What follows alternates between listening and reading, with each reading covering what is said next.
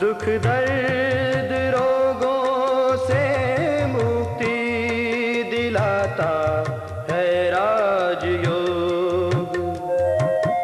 इंसान को जीने की कला सिखलाता है राजयोग।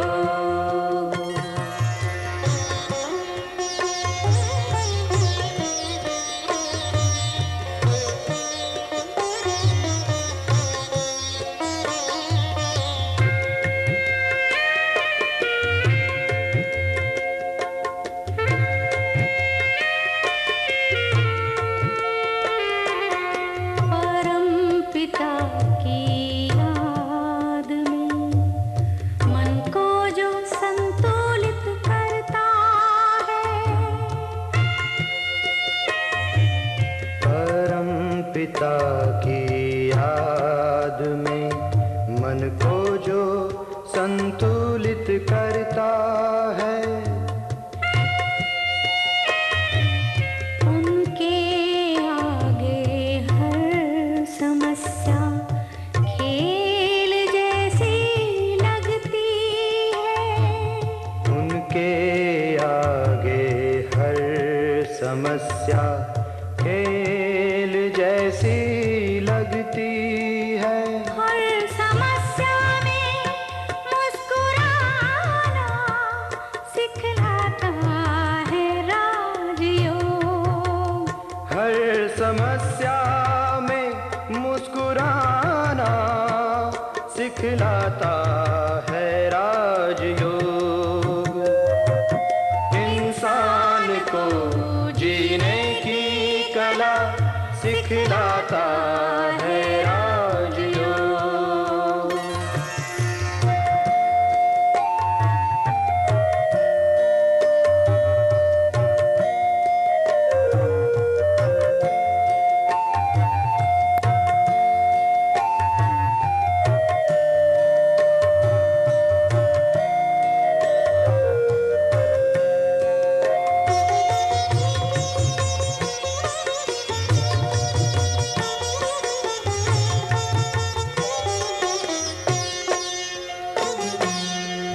मानव इस जग में जो मेहमान बनकर रहता है,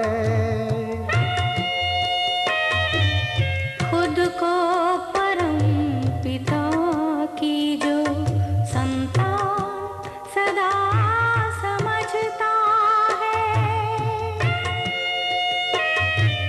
हे मानव इस जग में जो मेहमान बनकर रहता है, खुद को परम पिता की जो संतान सदा समझता है। प्रेम एकता शांति का सबको देता सहयोग।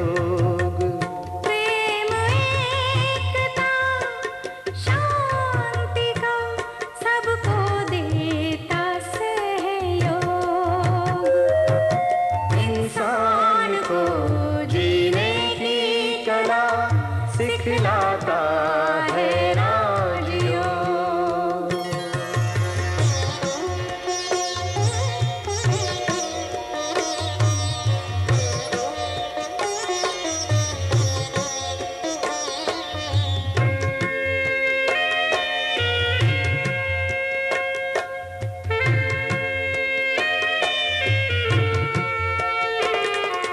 सबसे बड़ी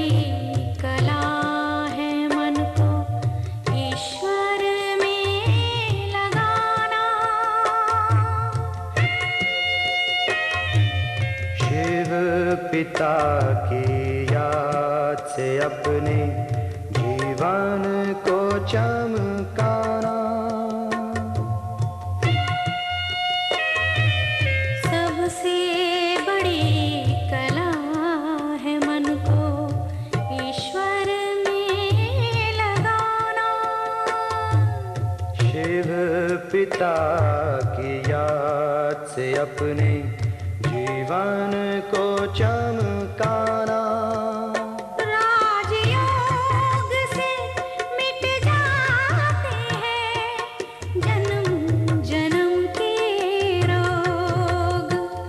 राजयोग से मिट जाते हैं जन्म जन्म के रोग। इंसान को जीने की कला सिखलाता है राजयोग। इंसान को जीने की कला सिखलाता है राजयोग। शांति।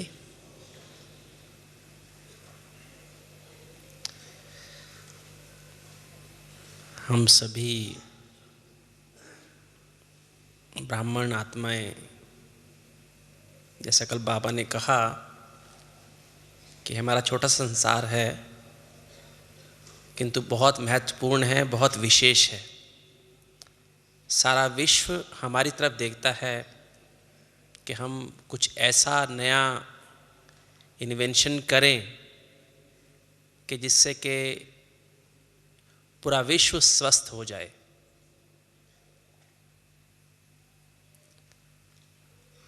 आप ये बताएंगे, कोई भी मनुष्य चाहे ज्ञानी हो चाहे अज्ञानी हो, क्या जीवन में चाहता है? हैं जी? और सुख, निरोगी काया और हेल्दी वेल्दी। अर्थात सिंपल सी अगर तीन बातें किसी से पूछें कि आपके जीवन की इच्छा क्या है, तो सभी मनुष्य यही कहेंगे, एक तो मेरे पास निरोगी काया हो, मैं स्वस्थ रहूं, दूसरा मेरे पास काफ़ी मात्रा में धन हो जिससे मैं अपना जीवन निर्वाह अच्छी तरह से कर सकूं, और तीसरा सदा खुश रहूं, है ना, हैप्पीनेस। अर्थात एवर हेल्दी, एवर वेल्दी और एवर हैप्पी। सदा, कभी कभी नहीं, सदा। तो अगर हम हेल्दी शब्द का ही मीनिंग निकालें तो हेल्दी का अर्थ क्या है? अगर हेल्दी शब्द को हम दो शब्दों में ब्रेक करें तो हील प्लस दाई। हील प्लस दाई। दाई माना होता है यूर सेल्फ, हील माना ठीक करना। जब हम कहते हैं किसी को आप हेल्दी बनो, तो इसका अर्थ क्या है कि खुद को स्वस्थ करो, खुद को ठीक करो। तो अर्थात जब हम पैदा हुए तो हम इतने बीमार नहीं थे। पैदा होने के बाद जो बीमारियां आई हमारे अंदर, वो किस कारण आई?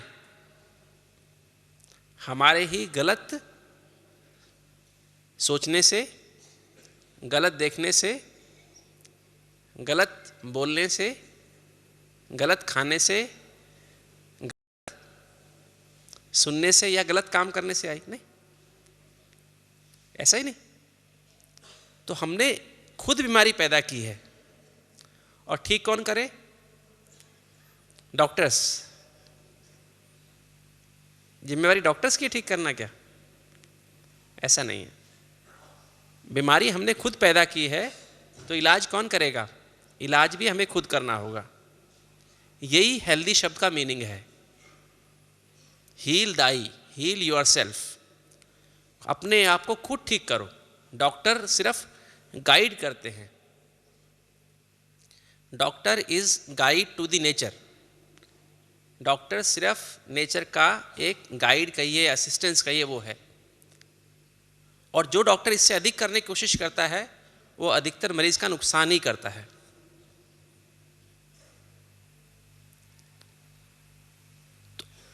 और हेल्दी शब्द का हिंदी मीनिंग क्या है? आयुर्वेद में से कहते हैं स्वस्थ। तो स्वस्थ माना, तो स्वस्थ शब्द में इसका तरीका लिखा हुआ है कि हेल्दी कैसे रहें।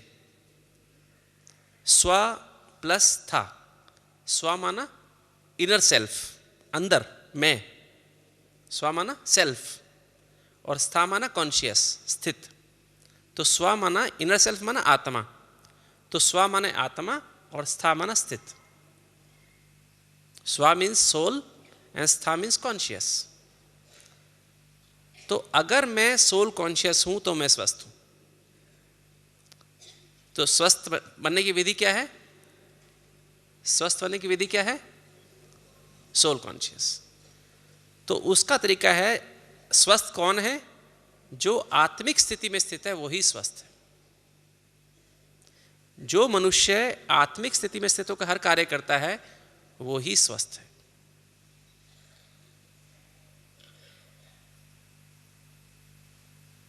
वही बाबा ने हमें बताया कि बच्चे, जब हम सोल कॉन्शियस थे सतयुग में, सतयुग त्रेता में, तो हम सदा स्वस्थ थे, कोई डॉक्टर की आवश्यकता नहीं थी। और जैसे ही हम बॉडी कॉन्शियस होने लगते हैं द्वापर से, तो रोग आना शुरू करते हैं। तो अब हमने जो यहाँ पर रिसर्च की, जो आपने सुना अभी कि हार्ट का प्रोजेक्ट शुरू किया था, तो उसका मुख्य बेसिस ये था, उसका सिद्धांत ही ये था कि हम जो हार्ट की बीमारी हो जाती है, हृदय के रोग हो जाते हैं, उनका इलाज कैसे करें। क्योंकि पता लगा कि हृदय रोग का सबसे बड़ा कारण है मानसिक तनाव, चिंताएं, जल्दबाजी करना, गुस्सा करना, बदला लेने की भावना रखना,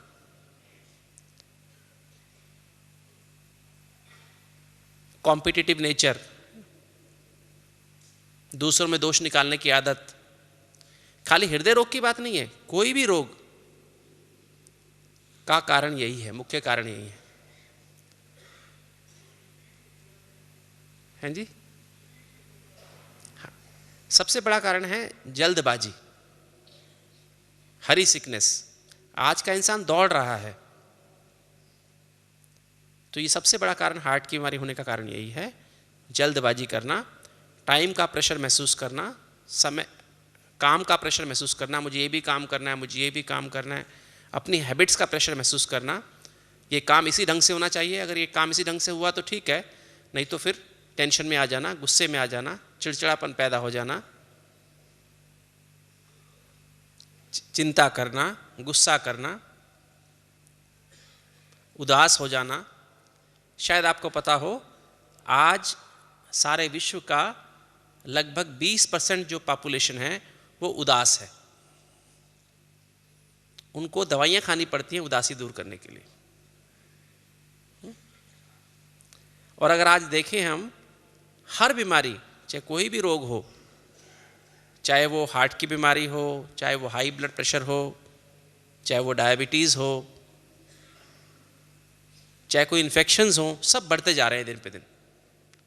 अगर हम देखें 1960 में हार्ट की बीमारी सिर्फ 1% लोगों को थी, एडल्ट्स को, और आज लगभग 15% एडल्ट्स को हार्ट की बीमारी है। हिंदुस्तान में लगभग 10 करोड़ हार्ट के पेशेंट्स हैं।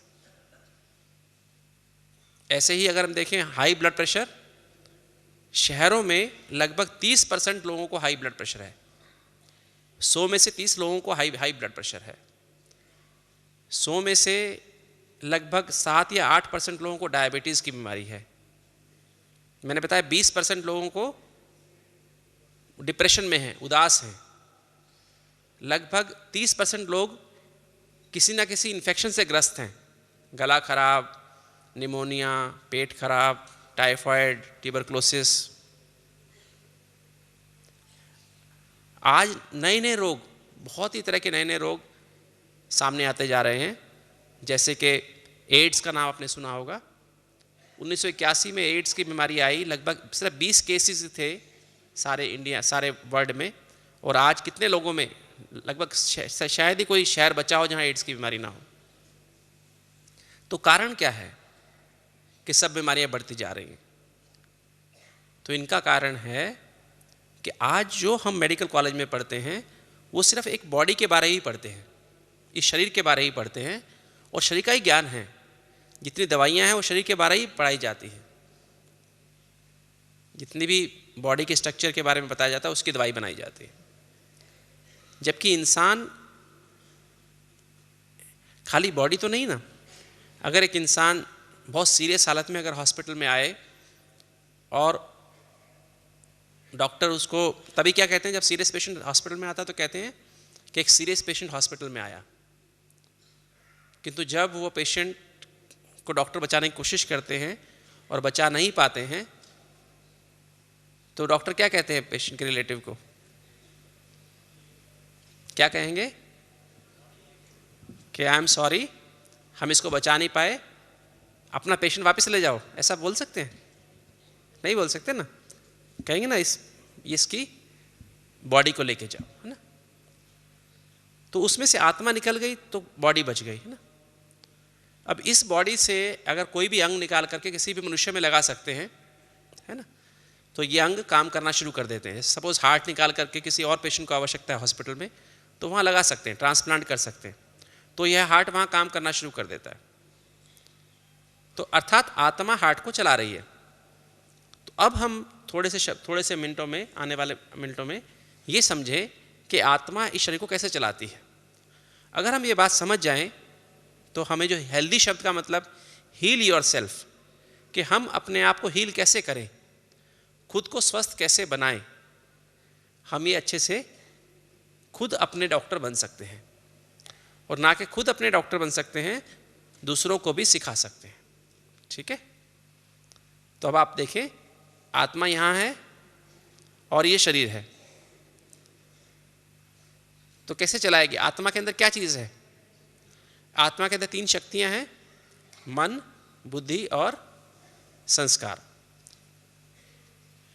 अब जैसे एक आदमी ड्राइवर गाड़ी चलाता है, तो गाड़ी कैसे चलाता है आदमी? उसके हाथ में क्या रहता है? स्टीयरिंग रहता है। उसके पैरों में क्या रहता है? ब्रेक, क्लच और एक्सेलेरेटर रहता है। और हाथ में लाइट्स भी होती हैं, डायरेक्शंस भी होती हैं। अब जो क्लच है, ब्रेक है, उसका कहाँ तक एक्सटेंशन है, कहाँ तक पहुँच होती है? पहियों तक पहुँच रहती है ना। एक्सेलेरेटर की पहुँच इंजन तक रहती है ना। तो अब ये शरीर तो बॉडी है, शरीर है कार, आत्मा है ड्राइवर। तो आत्मा किसके थ्रू कार्य करती है? क्या माध्यम है आत्मा जिसके थ्रू कार्य करती है? आप में से कोई बताएं।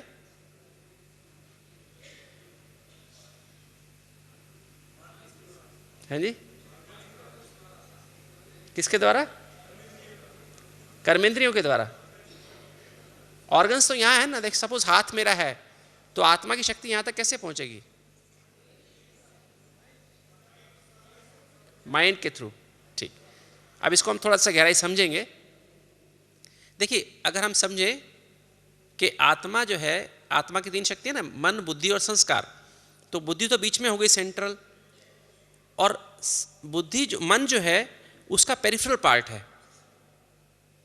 बुद्धि सेंटर में हो गई, आत्मा है एक ज्योति बिंदु, पॉइंट ऑफ लाइट। तो उसके जैसे आसपास हेलो जैसे होता है ना, तो उसके आसपास बुद्धि हो गई, और बुद्धि के बाहर जो मन, उसकी एक्सटेंशन हो गया, और मन सारी बॉडी में फैला हुआ है। आज साइंस के अनुसार कहते हैं कि मन बॉडी की हर सेल में फैला हुआ है। अर्थात आत्मा अपनी शक्तियों का विस्तार या शक्तियों को कैसे पहुंचाती है? मन के थ्रू पहुंचाती है। और मन क्या है? मन है सोचने की शक्ति। किंतु मन खाली सोचने की शक्ति नहीं है, मन की भी 4 डायमेंशंस हैं। इंग्लिश में उसे कहते हैं टीम। मन में 4 बातें आती हैं। एक है टीम, उसे शब्द कहें इंग्लिश में तो thoughts, T for thoughts, E for emotions, A for attitudes and M for memories. अर्थात विचार, भावनाएं, एटीट्यूड माना दृष्टिकोण या वृत्ति, और एम माना मेमोरीज, माना स्मृति, यादें। तो आत्मा में 7 शक्तियां हैं, 7 गुण हैं आत्मा के अंदर। कौन कौन से गुण हैं आत्मा में? आत्मा के गुण याद करने का विधि है, इंग्लिश में शब्द याद करें, KP², low high blood pressure, right. K for knowledge, P for purity, P for piece, L for love, H for happiness, B for bliss and P for powers. अर्थात पहला जो गुण आत्मा का है वो ज्ञान है। और ज्ञान क्या है? ज्ञान ABCD। ज्ञान में क्या है? ABCD। A फॉर आत्मा, B for Baba, Baba means father, C for connection, C for connection, है ना, आत्मा और परमात्मा कनेक्शन। और एक सी का एक और मीनिंग है, सी माना साइकिल, तो C for connection and cycle, cycle चक्र, स्वदर्शन चक्र, सत्युग त्रेता द्वापर कलयुग। और डी फॉर ड्रामा। तो 4 बातों में ज्ञान आ जाता है पूरा, ठीक है। तो ये आत्मा की शक्ति है। आत्मा का पहला गुण है ABCD, राइट, ज्ञान। ये ज्ञान एक एनर्जी है जो कि आत्मा से निकलती रहती है और सारी शरीर में फैलती रहती है। इसी कारण, इस ज्ञान के कारण, इस जो एनर्जी आत्मा से निकल रही है, सारी बॉडी में फैल रही है, हमारी सेल्स अच्छी प्रकार कार्य कर पाती है। हर सेल को ये मैसेज मिलता रहता है कि सटल, सूक्ष्म रूप में मैसेज मिलता रहता है कि मैं आत्मा हूं, तुम मेरी प्रजा हो, तुम्हें काम करना है।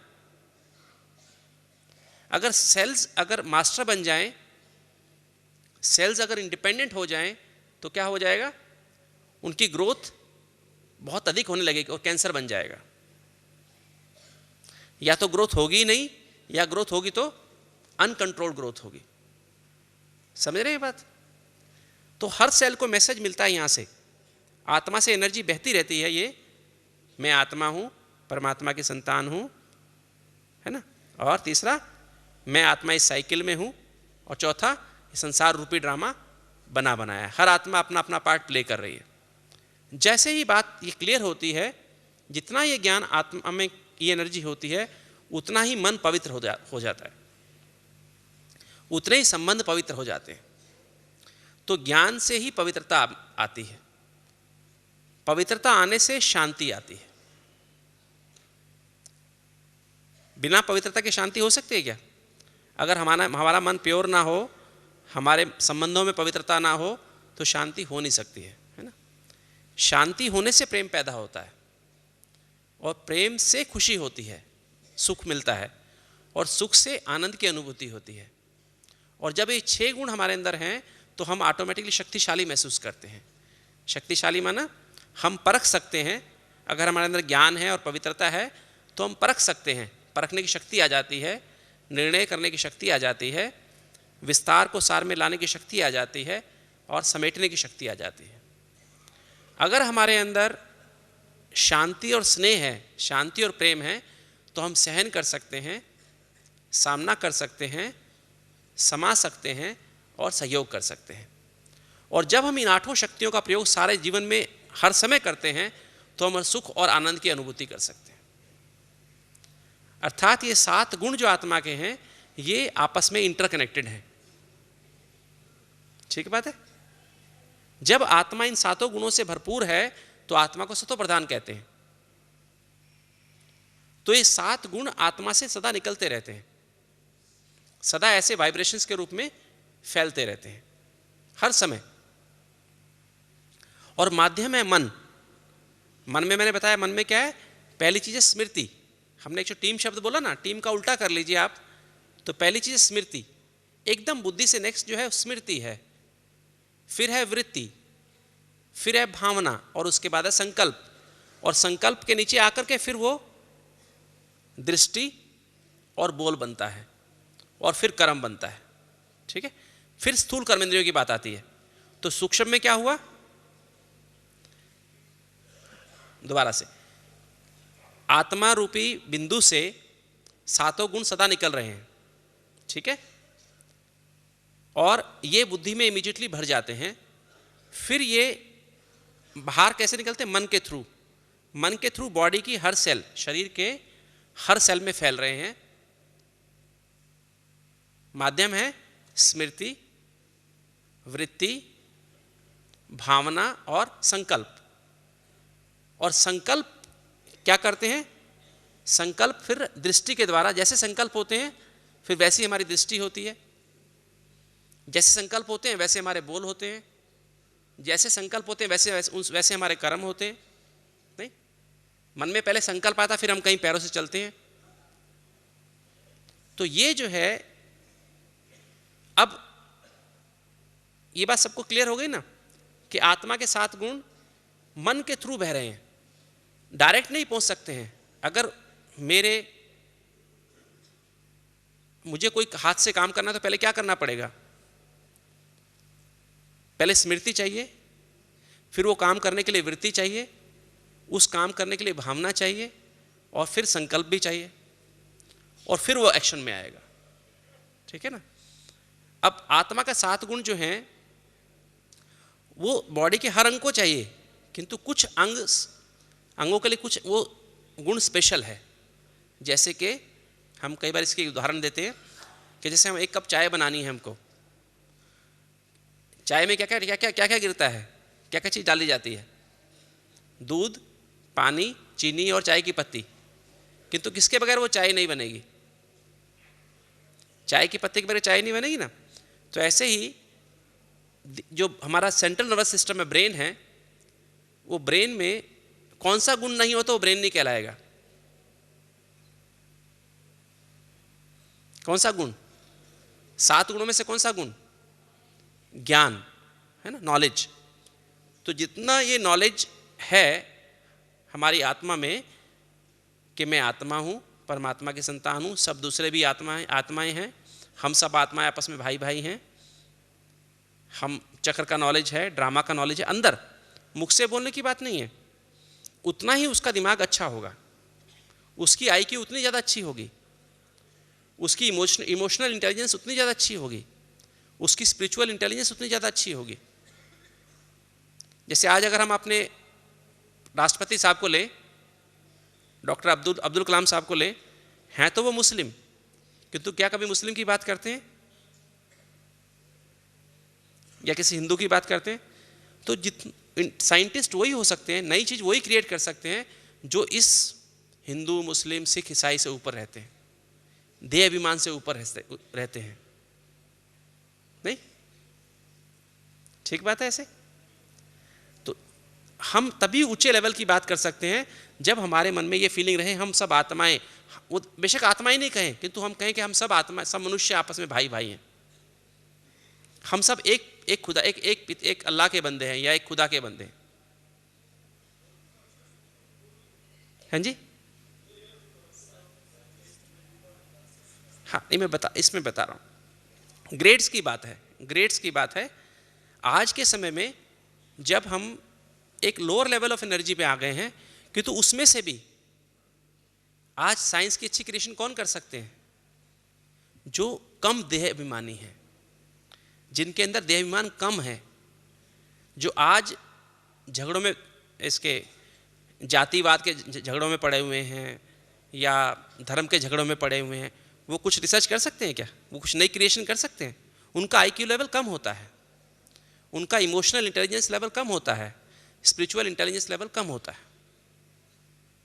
जो लोग जितने ज़्यादा इस ज्ञान में, सूक्ष्म में उनके अंदर समाया हुआ है, सत्युग में हम ऐसे नहीं कहते मैं आत्मा हूँ, सत्युग में हम लोग ये सटल अंदर संस्कार भर गए हैं कि हम सब भाई भाई हैं। वहाँ हम ऐसा थोड़ी ना कहेंगे मैं आत्मा हूँ तुम भी आत्मा हो, अंदर सूक्ष्म में भरा हुआ है कि हम सब बराबर हैं, हम सब आपस में, हमारी सबकी रिलेशनशिप एक साथ ऐसी है। ये तो हम संगम पर ही एक दूसरे को आत्मा कहते हैं या समझते हैं आत्मा। वहाँ पर तो एकदम हमारे संस्कारों में भरी होगी ये बातें, मुख से बोलने की आवश्यकता नहीं होगी। ठीक बात है। तो ये जो है, और ये पर जाएगा कैसे? अब आत्मा में से यहाँ ज्ञान निकल रहा है, किंतु जाएगा कैसे? स्मृति से सेल्स में जाएगा, वृत्ति से जाएगा, और भावना से जाएगा, और संकल्पों के द्वारा ब्रेन में ये नॉलेज जाती रहती है। किंतु अगर मेरे अंदर ये विश्वास ही नहीं है, मेरे को स्मृति है बार बार देहाभिमान की, नहीं मैं तो ये डॉक्टर हूँ, हम उसे कह रहे हैं हम अगर क्लास करा रहे हैं, हम कहते हैं हम सब आत्माएं हैं, उसके अंदर ये बात, उसके अंदर ये स्मृति है पक्की कि नहीं मैं तो डॉक्टर हूँ, मैं तो वकील हूँ, मैं तो बिजनेसमैन हूँ।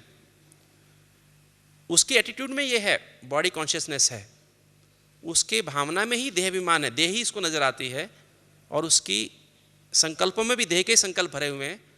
तो ये बीच में ब्लॉक कर लेती है एनर्जी। हम उस आत्मा में ज्ञान डाल रहे हैं, किंतु उसकी दिमाग में जाके सेल्स में चला जाए, उसके ब्रेन के सेंटर्स में चला जाए। देखिए हमारे यहाँ सेंटर्स हैं, ये आवाज़ का सेंटर है, ये पीछे विजुअल सेंटर है। अगर यहाँ पर हमें चोट लग जाए क्लॉट हो जाए तो हमारी आवाज़ चली जाएगी, मुख तो है, आवाज़ चली जाएगी। अगर यहाँ पीछे क्लॉट हो जाए तो आंखें हैं किंतु दिखाई नहीं देगा, ठीक है ना। ऐसे ऑडिटरी सेंटर है, अगर यहाँ क्लॉट हो जाए तो कान है किंतु सुनाई नहीं देगा। ये यहाँ पर सेंटर्स हैं ब्रेन में, सब चीज़ के सेंटर्स हैं। यहाँ पर हमारे हाथ पैर को कंट्रोल करने के सेंटर, अगर यहाँ क्लॉट हो जाए तो हाथ पैर काम नहीं करेंगे, हाथ पैर रहेंगे किंतु काम नहीं करेंगे। पैरालिसिस में होता है ना ऐसे, तो उन सेंटर्स में मतलब ये मैसेज नहीं जाएगा, तो आंखों से देही नजर आएगी ज्ञान होने के बावजूद भी, ठीक बात है। हम आत्मा का ज्ञान सुना रहे हैं किंतु वो उसके कानों में देही की आवाज सुनेगी, देही ही समझेगा, आंखों से देही देखेगा, मुख से देह के बारे ही बोलेगा, क्योंकि यहां उसने एनर्जी ब्लॉक है। आज क्यों नहीं हम अनुभव कर पाते हैं, जैसे बाबा ने कल कहा ना, अनुभूति क्यों नहीं कर पाते हैं? क्योंकि हमारे इस मन में ब्लॉकेज है, हमारी टीम जो है उसमें एनर्जी ब्लॉकेजेस हो गए। स्मृति, बाबा ने कहा ना, हम 63 जन्मों से उल्टा अभ्यास कर रहे हैं, मैं देह हूं, मैं आत्मा नहीं हूं। हम जानते हैं फिर भी देहभान मिटा है क्या? नहीं मिटा ना, क्योंकि अभ्यास उल्टा किया हुआ है। तो ये मन में, मेमोरी में अंदर बहुत गहरा बना हुआ है, हमारी वृत्ति में बहुत गहरा बना हुआ है, वो हमारी भावना में बहुत गहरा चला गया है, हमारे संकल्पों में बहुत गहरी चली गई है देह की फीलिंग। तो ये ज्ञान सुनते भी हमारे अंदर अभी बैठता नहीं है, हमारे व्यवहार में नहीं आ रहा, हमारे आंखों में नहीं आ रहा है, हमारे मुख से नहीं निकल रहा है, हमारे कानों में आवाज नहीं आ रही है। नहीं तो बाबा की एक एक बात कान में गूंजनी चाहिए ना, अनहदनाद के माफिक गूंजनी चाहिए। आंखों से बाबा देखा है रात को तो बाबा दिखाई देना चाहिए, सत्य की सीन सीनियर नजर आनी चाहिए। नहीं, क्यों नहीं नजर आती? क्योंकि ये हमारे जो मन में जो टीम है वो नेगेटिव हो चुकी है। तो ये तो हो गई हमारी मन की बात, ये ब्रेन की। अब प्योरिटी, दूसरा है पवित्रता। पवित्रता जो है हमारे कहां से निकलती है? ये जो हमारी 5 कर्मेंद्रियां हैं, आंख, नाक, मुख, कान और ये पूरी स्किन, बॉडी पे पूरी स्किन, इससे हमारी पवित्रता का पता लगता है। तो आत्मा जो पवित्रता है वो इन 5 कर्मेंद्रियों को पवित्रता से नरिश करती है, ठीक बात है। प्योरिटी जो सेकंड गुण है आत्मा का, और साथ में किसके नीचे ये इम्यून सिस्टम है, बीमारी से लड़ने का सिस्टम है, जिसे हम कहते हैं इम्यून सिस्टम, उसको नरिश करती रहती है। तो ब्रेन को नरिश करती है नॉलेज से, और 5 कर्मेंद्रियों को और इम्यून सिस्टम को नरिश करती है पवित्रता से। और आज यही कारण है कि आज के समय में, क्योंकि आदमी की पवित्रता बहुत कम हो गई है, इसलिए इम्यून सिस्टम सबका वीक हो गया है। इसलिए आप देखिए आज तरह से एड्स की बीमारी क्यों हो रही है? एड्स की बीमारी क्यों है? इम्यून सिस्टम कमजोर है, इसलिए एड्स की बीमारी हो रही है। सार्स क्यों हुआ? इम्यून सिस्टम कमजोर है, इसलिए सार्स की बीमारी हुई। आज तरह तरह के इन्फेक्शंस हैं, तरह तरह की बीमारियां हैं, वायरल इन्फेक्शंस हैं, है ना। क्यों हो रहे हैं? इतने क्यों बढ़ते जा रहे हैं? बिकॉज इम्यून सिस्टम कमजोर हो गया। नेत्र रोग, पहले लोगों को चश्मा नहीं लगता था, आज बच्चों को छोटी सी उम्र में चश्मा लग जाता है। नहीं, कानों सुनना आज कितना लोगों को कम हो जाता है ना, जल्दी उम्र में, 30, 40, 45 साल की उम्र में। दांतों का रोग है ना, दांत कितनी उम्र में शुरू हो जाते हैं? 5-10 साल की उम्र में, है ना। क्योंकि प्योरिटी लेवल बहुत कम हो गया, ओवरऑल आत्मा का प्योरिटी लेवल बहुत कम हो गया। इसलिए आज हमारे 5 कर्मेंद्रियां और इम्यून सिस्टम बहुत वीक होता जा रहा है। फिर तीसरा गुण है शांति। शांति है आत्मा लंग्स को, फेफड़ों को शांति से नरिश करती है। समझ में आ रही है बात आपको? अगर हमें सांस कहते हैं शांत, अगर हमें सांस ठीक आ रही है ना, नॉर्मल, तो आवाज नहीं आती है। किंतु जरा भी सांस तेजी से आए तो क्या होता है? अशांत फीलिंग आती है अंदर से ना। और शांति, देखिए हम कहते हैं हमेशा सांस गिन के, कब किसी को उम्र गिन, ये नहीं मिलते, साल गिन के नहीं मिलते हैं परमात्मा से, या किसी भी आदमी की उम्र जो है 60 साल 70 साल नहीं होती है। श्वास गिन करके मिलते हैं। कितने लाख श्वास हैं इस आदमी के, है ना। सपोज अब मेरे श्वास, मान लीजिए अब हम कहें नॉर्मली एक आदमी श्वास 12 बार एक मिनट में 12 श्वास लेता है। जब आदमी विकारों के वश होता है, काम, क्रोध, लोभ, मोह, अहंकार के वश होता है, तो आदमी जल्दी जल्दी सांस लेता है। वो 18 बार भी सांस लेगा, 20 बार भी सांस लेगा।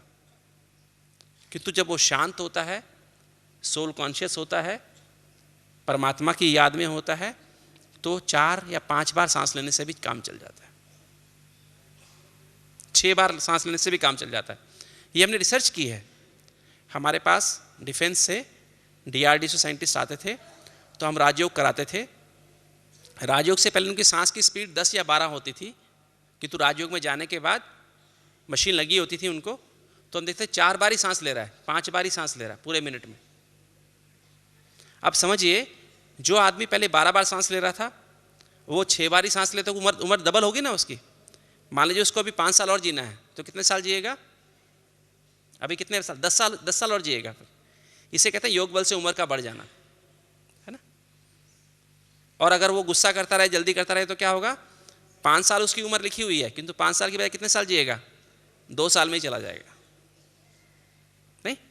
तो शांति जो है आत्मा का वो गुण है जिसके द्वारा लंग्स को, प्राणवायु जिसे कहते हैं ना, प्राणवायु, वो जो है लंग्स में शांति के द्वारा, वो लंग्स जितने आप शांति होंगे उतना लंग्स आपके अच्छे डीप ब्रीदिंग आप कर सकते हैं। गहरा सांस लेंगे और गहरा सांस अंदर बाहर होता रहेगा।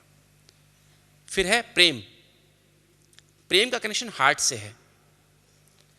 तो जितना प्रेम, आत्मा प्रेम से हार्ट को नरिश करती है। आज बहुत सारी स्टडीज आ रही हैं जिसमें बड़ा क्लियरली हम कहते हैं कि जो हार्ट की आर्टरीज हैं, जिनको हम कॉरोनरी आर्टरीज कहते हैं, जो कि ब्लॉक होने से ही छाती में दर्द, एंजाइना की बीमारी होती है, उसी से हार्ट अटैक्स होते हैं, उनमें क्लॉट हो जाने से। आज कहते हैं कि love flow through the coronaries और through the heart is directly proportional to blood flow. Love flow through the heart is directly proportional to blood flow through the coronaries. अर्थात जितना प्रेम आपके दिल में बहता है, उतना ही आपकी हार्ट की नसों में खून बहता है। अगर आपके दिल की नसों में प्रेम नहीं बहता है, प्रेम नहीं पहुंचता है दिल तक, तो क्या होता है? आपकी हार्ट की नसें सिकुड़ जाती हैं, उनमें क्लॉट्स बन जाते हैं, उनमें ब्लॉक्स बन जाते हैं। आज जो हार्ट अटैक का सबसे मुख्य कारण क्या है? Lack of love. हर आदमी महसूस करता है मुझे प्यार करने वाला कोई नहीं है, सब मुझे मतलब का प्यार करते हैं।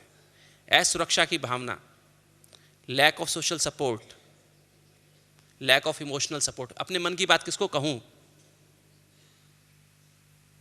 जब लोग, ऐसे लोगों को हार्ट अटैक ज़्यादा मात्रा में होते हैं, उनकी हार्ट की आर्टरीज जल्दी जल्दी ब्लॉक हो जाती है। ठीक है। तो हमको ये लव जो है, लव क्यों नहीं पहुंचता है? सबसे लव रुकने का कारण क्या? लव यहां से चला, किंतु कहां रुक जाता है? स्मृति में लव रुक जाता है। स्मृति में पुराने अनुभव, पुरानी यादें।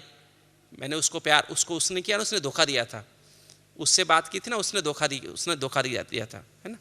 वृत्ति में एनर्जी ब्लॉक है, हमारी भावनाओं में एनर्जी ब्लॉक है। लव को हम बचपन से क्या बताया जाता है, लोग दुनिया में धोखा अधिक मिलता है ना।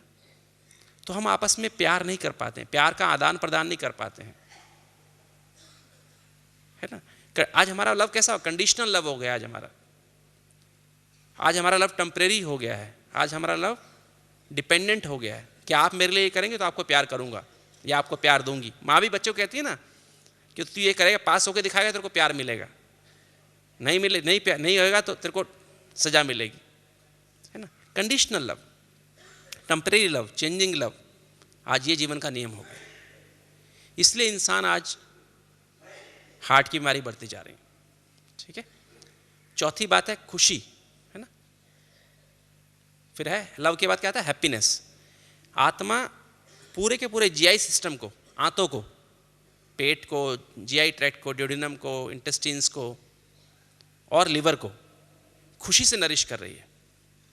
तभी कहते हैं खुशी जैसी खुराक नहीं, है ना। खुशी, अगर आपको अंदर मन में सुख है तो आपको सूखी रोटी भी पच जाती है, उससे भी ताकत मिल जाती है। अगर सुख नहीं है तो, खुशी नहीं है तो आप कितने अच्छा खाना खाएं तो भी आपको जहर जैसा कार्य करता है। जूसेस निकलेंगे नहीं, लीवर से जूस निकलेगा ही नहीं, है ना, और इंटेस्टाइन में जूस निकलेंगे, खाना पचाने के निकलेंगे नहीं, वो आपके पेट में और ही नुकसान करेंगे खाना। तो खुशी, आत्मा खुशी से लीवर को, इसको पेट को नरिश कर रही है। फिर आनंद, ये जो हमारी ग्लैंड्स है, पिट्यूटरी ग्लैंड एकदम आत्मा के नीचे, हाइपोथैलेमस और पिट्यूटरी, इसके बीच में आत्मा का निवास स्थान है, और यहाँ पिट्यूटरी ग्लैंड है, इसे मास्टर ग्लैंड कहते हैं बॉडी की। ये जो पिट्यूटरी ग्लैंड है, थायराइड ग्लैंड है, पेनक्रियास जिसे डायबिटीज़ का कनेक्शन है, एड्रिनल्स, है ना, ये जो हमारी, इसको कहते हैं एंडोक्रिन ग्लैंड्स, हार्मोन्स निकलते हैं इनसे, ये सारी बॉडी में हार्मोन्स हार्मनी पैदा करते हैं। तो ये जो हैं जी, क्या करें?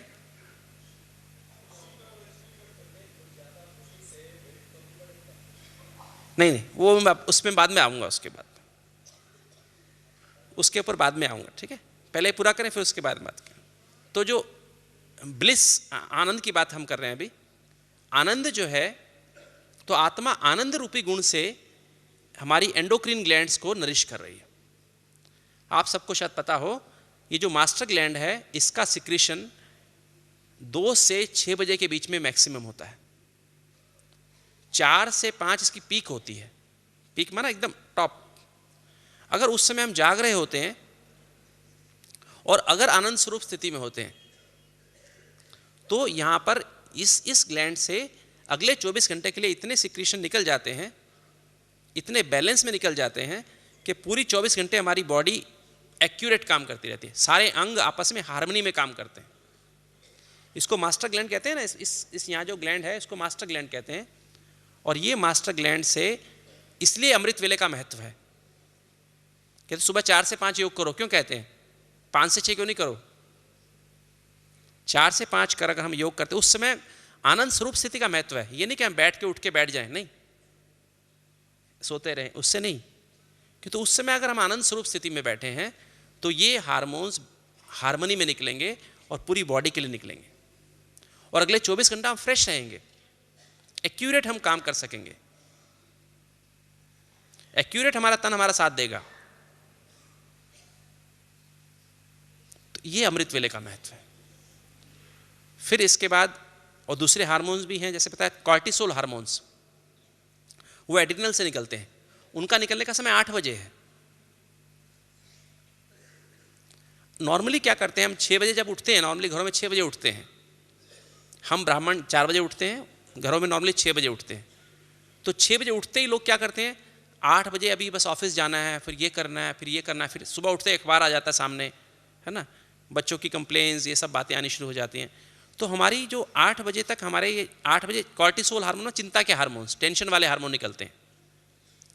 आज ये देखने में आया कि आज इंसानों में, उनके हमने ब्लड टेस्ट करके देखे, तो आज इंसानों में आज से 30 साल पहले जो स्टडीज़ हो रही थी उनसे डबल लेवल निकल रहा है हार्मोन्स का, ऑलमोस्ट डबल लेवल निकल रहा है। और ये हार्मोन, चिंता वाले हार्मोन्स क्या करते हैं, हमें जल्दी बूढ़ा कर देते हैं।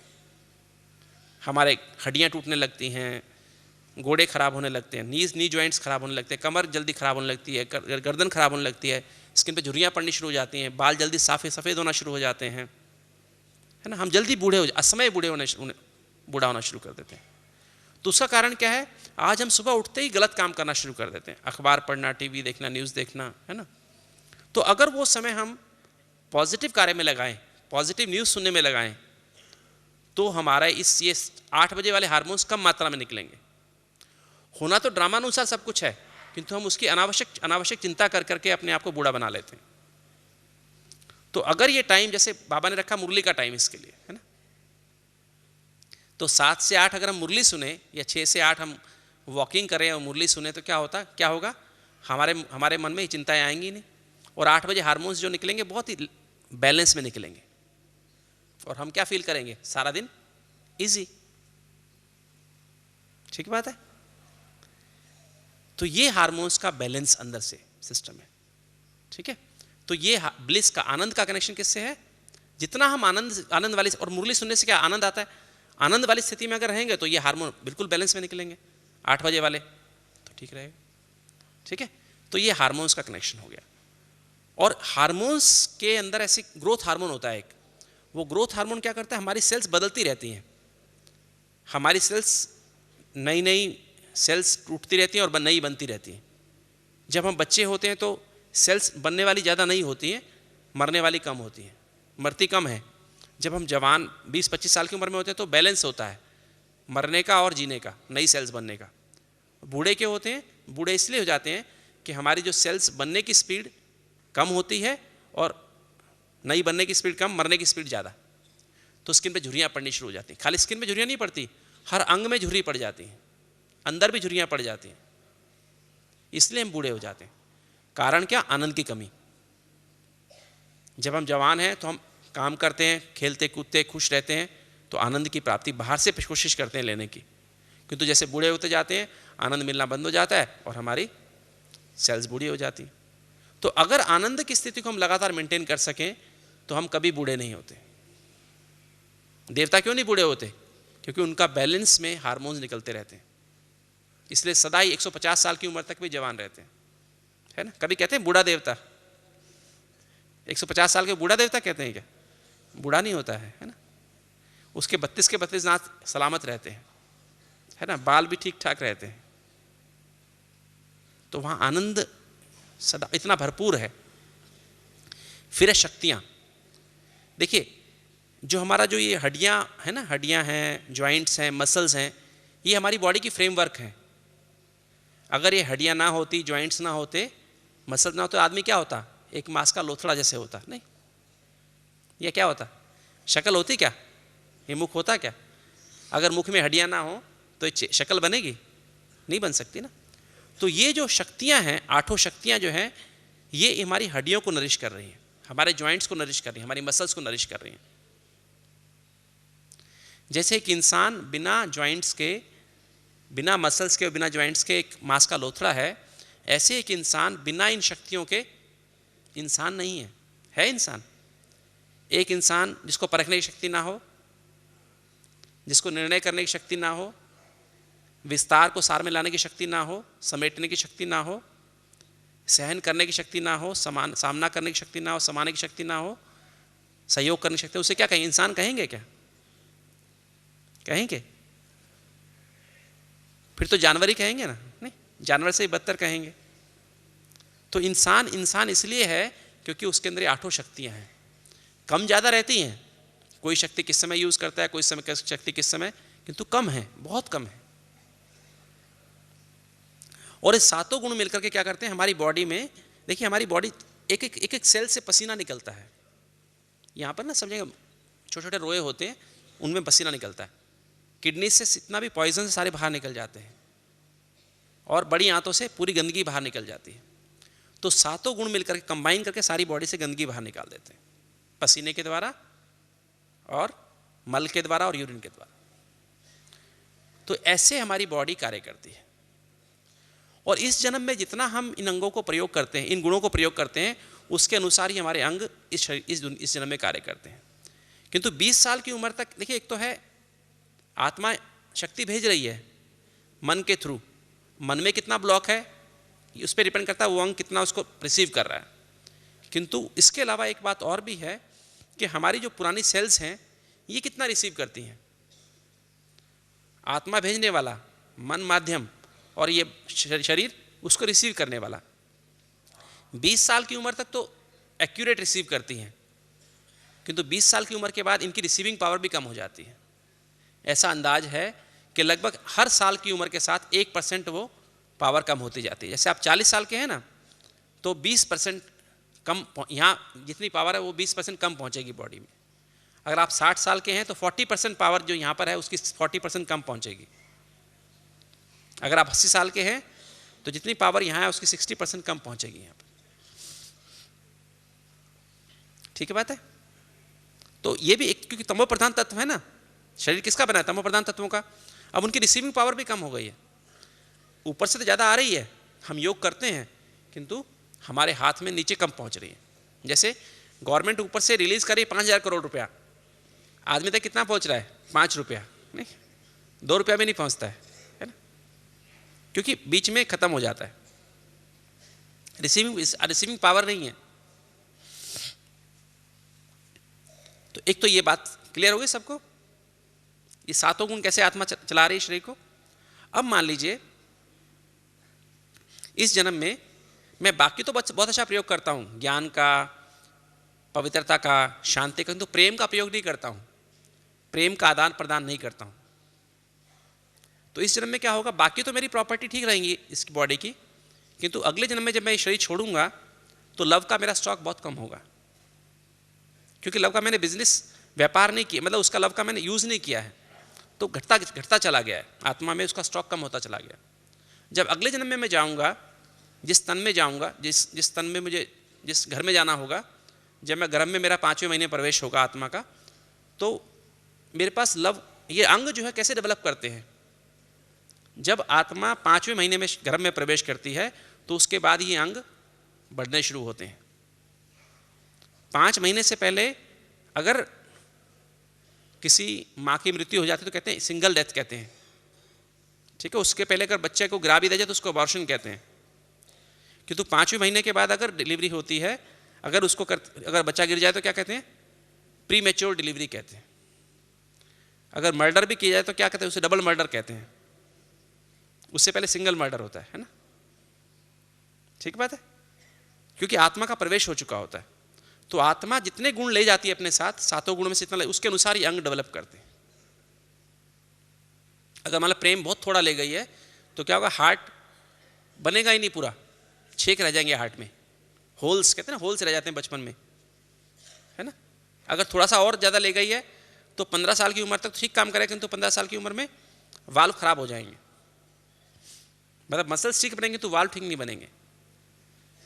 किंतु अगर बराबर बीच का स्टॉक ले गई तो क्या होगा, बचपन से ही हार्ट कमजोर बनेगा, किंतु धीरे धीरे आर्टरीज ब्लॉक होना शुरू हो जाएंगे। 40-45 साल की उम्र होते हैं आर्टरीज ब्लॉक होकर हार्ट अटैक हो जाएगा।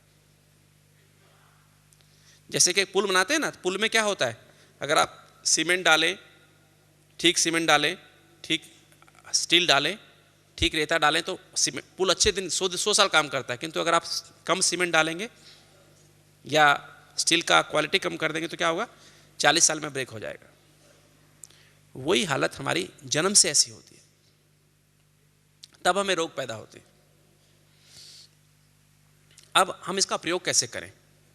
अगर मुझे मान लीजिए हार्ट की बीमारी है, ठीक है, अब हार्ट की बीमारी है मुझे, तो मुझे कैसे प्रयोग करना होगा, अर्थात मुझे प्रेम चाहिए, ठीक है, प्रेम की कमी है, तो मैं क्या करूं, सोल कॉन्शियस होकर के परमात्मा से कनेक्शन जोड़ूं, परमात्मा को प्यार के सागर की तरह इमर्ज करूं, और इससे पहले मैं क्या करूं कि अपने आप को साक्षी होकर के बचपन से 5 साल की उम्र से हम अपनी बातों को, हमें सब बातें याद रहती हैं। 5 साल से पहले क्या हुआ हमें याद रहता है क्या? किसी को याद है 5 साल से पहले क्या करते थे आप? किसी को याद नहीं रहता है। 5 साल की उम्र से हमें सब याद रहता है। तो 5 साल की उम्र से जो भी बातें नेगेटिव मेरे सामने आई हैं, मेरे माँ बाप की तरफ से, भाई बहनों की तरफ से, दोस्तों की तरफ से, उनको हम लिख लें, बाबा के कमरे में जाके उसको लिख लें, स्कैन करते जाएं अपनी लाइफ को, खुद ही देखते हुए स्कैन करें। 5 से 10 साल, 10 से 15 साल, 15 से 20 साल, 20 से 25 साल, 25 से 30 साल, जो भी नेगेटिव बातें हैं वो जीवन में जो आई हैं वो लिखें और फिर बाबा को समर्पित कर दें। इसे हम कहते हैं ओपनिंग द माइंड सेशन, अपने मन को साफ करना।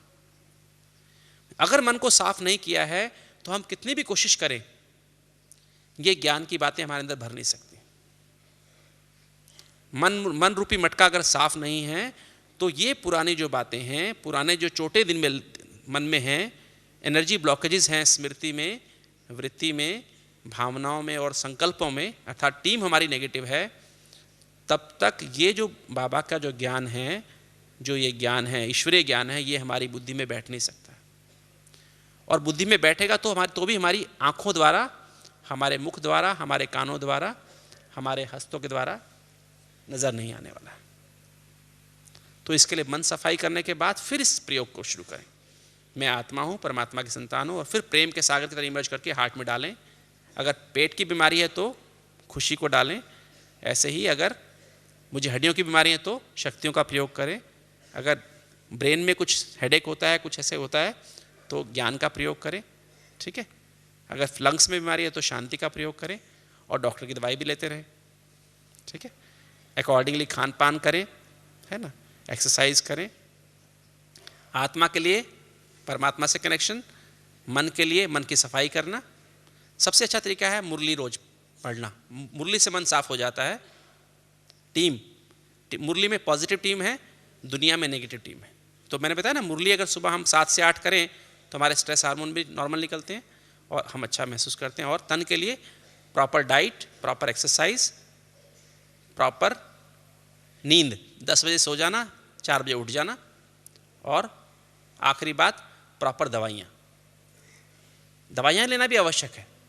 अगर आपको ब्लड प्रेशर है, डायबिटीज़ है, हार्ट डिजीज़ है, कोई बीमारी भी है तो उसकी प्रॉपर डॉक्टर से प्रॉपर दवाई भी लें, क्योंकि उनसे भी हमारा, उन डॉक्टर से भी हमारा अकाउंट है, उन डॉक्टर्स, उस फार्मेसिस्ट से भी हमारा अकाउंट है, फार्मेसी वाले से भी हमारा अकाउंट है, तो वो क्लियर करना भी ज़रूरी है। अगर हम समय पर चुकतू करेंगे तो क्या होगा, बिना ब्याज के हम ठीक हो जाएंगे, ठीक है। अगर हम नहीं करेंगे तो ब्याज के साथ ठीक होना पड़ेगा ना, फिर बहुत पैसा लगता है। तो कम से कम दवाई खा के हम ठीक हो सकते हैं।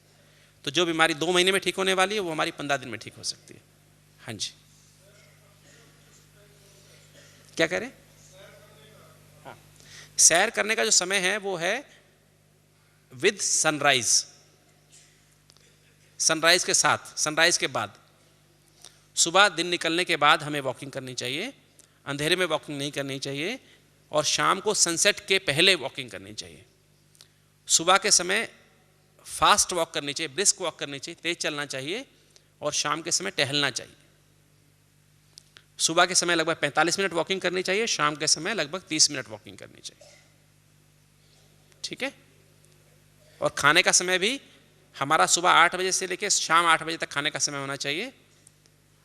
सुबह 8 से 8 हमारा नरिशिंग पीरियड होता है, शाम को 8 से लेकर सुबह 8 बजे तक हमारा वॉशिंग पीरियड होता है।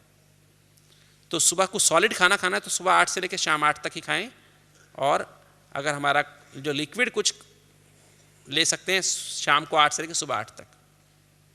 तो नाश्ता सुबह 8:30 बजे करें, लंच 1 बजे करें, और डिनर 7 साढ़े 7 बजे डिनर करें, ठीक है। ये नियम पूर्वक करना चाहिए। सुबह का खाना हाई फाइबर डाइट होनी चाहिए, लंच में प्रोटीन ज़्यादा हो सकती है, डिनर में खाली हल्की सी मतलब सब्जी और रोटी, बस सूप, वेजिटेबल सूप, सब्जी और रोटी होना चाहिए। हाँ जी, वो भी ठीक है, वो भी ठीक है। 7 बजे भी खाना खा सकते हैं आप, आधा घंटा योग करके भी खाना खा सकते हैं, ठीक है जी। बाकी तो हम आपको बहुत सारी बातें डिस्कस कर सकते हैं, कि तो अभी समय हो गया है। हाँ जी, हाँ, कैसेट बनी, soul mind body medicine cassette बनी हुई है। हाँ जी,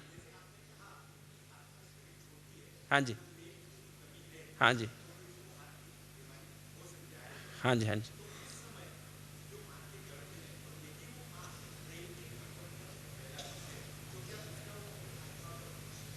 देखिए एक्चुअली ये बहुत, फिर मैं एक्चुअली इसके लिए समय समझाने के लिए फिर मुझे 2-3 घंटे चाहिए, ठीक है।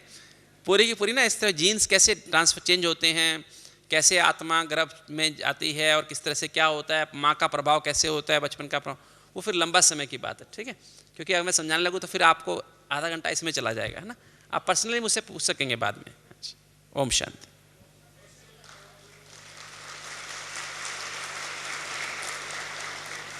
कैसेट्स अवेलेबल हैं, कैसेट्स आप ले सकते हैं, ठीक है। कैसेट्स अवेलेबल हैं, सोल माइंड बॉडी मेडिसिन के ऊपर भी बनी हुई। MP3 कैसेट भी, CD भी अवेलेबल है, उसमें सब बातें दी हैं, डाइट के ऊपर भी, एक्सरसाइज के ऊपर भी, और सोल माइंड बॉडी के ऊपर भी।